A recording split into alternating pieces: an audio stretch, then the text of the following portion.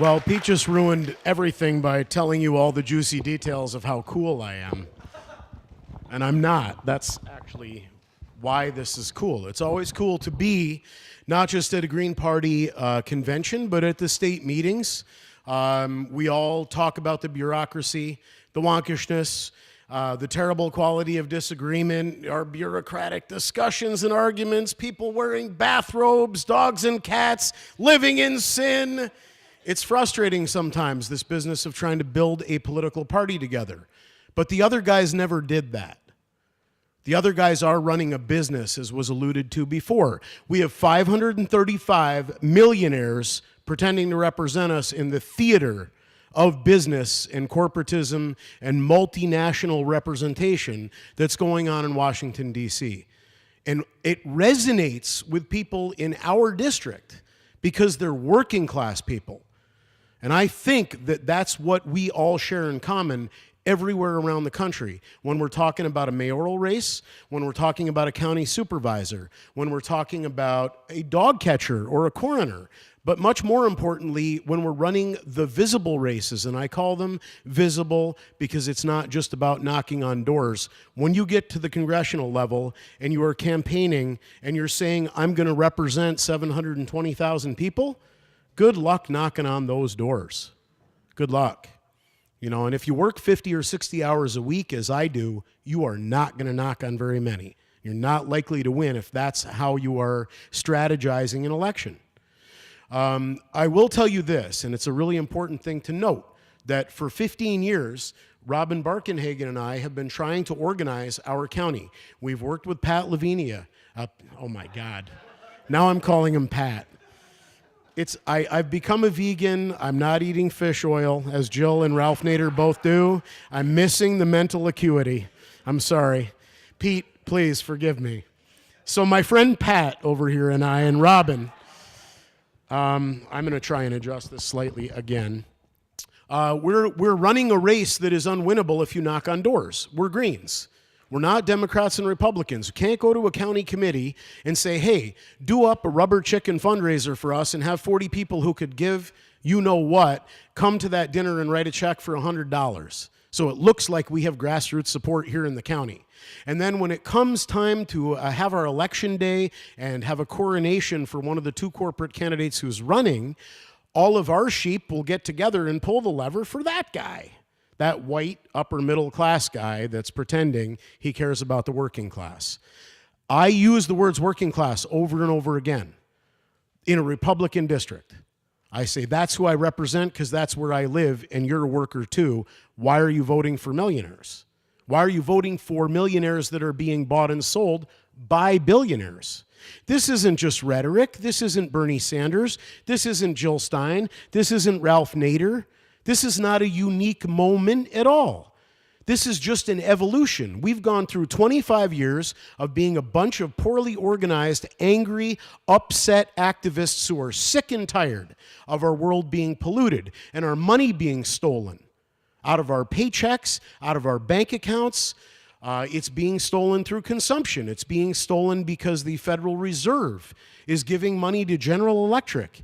And corporate agriculture is being given to Monsanto and to large dairy and wheat farmers and cattle ranchers. We aren't given anything at all. And we're sick of it. What I would say is what I always see at these meetings of people who are somewhat like-minded is that we all get that. But being an activist is not enough.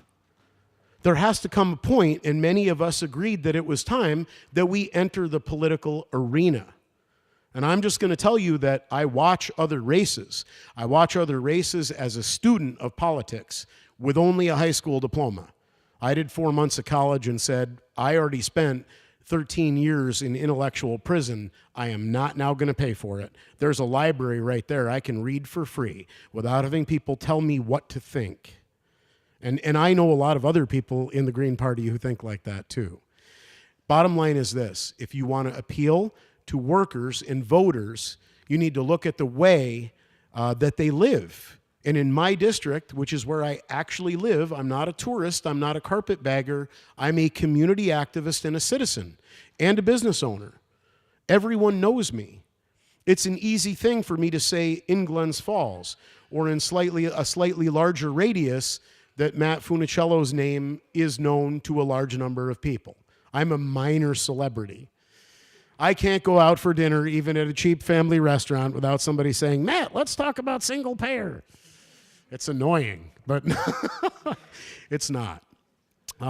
What I would say to you, though, is that genuine quality of actually being somebody who lives in the district is something we don't ever see in CD 21 in upstate New York. We see people come in who are being sent from Washington, from Albany, from New York City, whatever their tenuous ties may be to the district, so that they can buy the seat. And they use defense industry money because Fort Drum is there. And they use money that's coming from the oil trains. They use the energy and utility company money. They use Koch brothers money. In the case of the congressional representative we have now, she used Paul Ryan and Karl Rove money as well. These are not citizens of our district. These are not people who represent workers or people in the middle class or human beings at all. I'm going to say something about how the race was run last time and how it's being run this time. Last time around, as Pete said, we raised just shy of $40,000 small inside the district donations. I got endorsed by Ralph Nader, who had never endorsed a political candidate publicly before, and he gave me the first check he's written to a political candidate. That's because I'm Ralph's friend and because he knows me well enough to feel like that endorsement would not go unpunished, and it didn't. But what was interesting is that pricked up a lot of Republican ears in a Republican district and a lot of progressive Democrats' ears in a Republican district and all of the independents' ears because they aren't buying the spoiler nonsense, and they love principle. Even the people I know who totally disagree with Ralph about everything. They say, yeah, but he's an honest guy. And it means something that he endorsed you. And people knew me. So instead of getting 2%, which is what you're supposed to get when you run or less, I got 11%. I came within 0.2% of beating a Democrat who spent $2.3 million of his wife's money, largely, trying to beat me in my home county. I almost beat him in Washington and Saratoga County as well, although they've carved off niches of those counties through redistricting. What I would say is that in this new congressional race 2 years later, and these are the only times I've ever run for office, this is my second attempt, instead of having one paid staffer and a couple volunteers who, like me, have no idea what they're doing, I have a half a dozen people who are donating between 15 and 30 hours a week to my campaign who are amazing and are from all over the district. And they are people who have great skills that they bring to the table. Our social media presence is going to be huge. And what I'm here today to ask is that instead of me coming up here and saying, somebody said earlier to me, oh, you're the golden boy, who might win the seat. No, I'm not. And I'm not asking for that. And I'm not saying you should support my race over anybody else's. Because when I meet people like Frank or like Dragonfly who are awesome, and who are also doing this in their own way, in their own districts, I want you to support them. But I want you to also look at my race as Dennis Kucinich looked to me in 2002. Here's the only guy who's running that is not a Green, who I agree with about everything. And he can be my representative in Congress if he goes there. I don't live in Ohio. I sent him checks. And I didn't stop sending checks to people in the Green Party or sending them to Ralph. I made extra money so that I could send checks to Dennis too.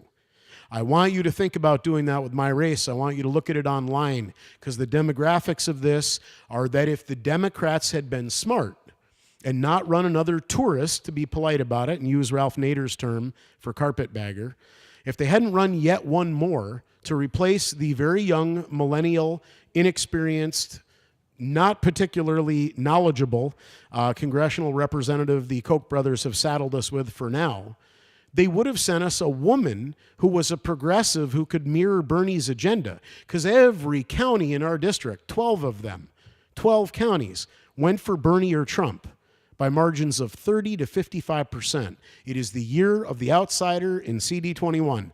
I don't know what's happened in your CD or in your U.S. Senate race, but I know in my congressional race, every single county's hungry.